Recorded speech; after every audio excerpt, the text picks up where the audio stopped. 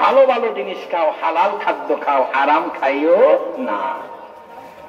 কয়েকদিন আগে আপনাদের ইন্টারনেট যারা সার্চ করে দেখবেন, আমাদের দেশে বিভিন্ন রোগ আসছে।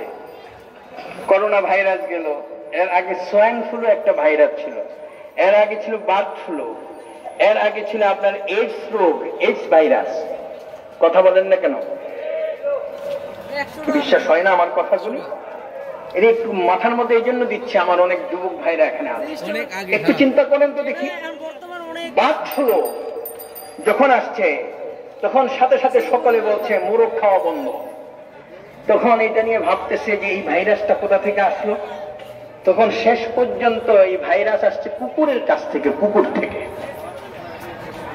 তাইলে কুকুর যদি কোনো পাত্রের মধ্যে মুখ লাগায়, ওই পাত্রের মধ্যে যদি তার লালা পড়ে, রাসূল বলছেন এই পাত্রটাকে তোমরা 7 বার পানি দিয়ে ধৌত করবে। ওয়াসামিনুহা বিতুরাব,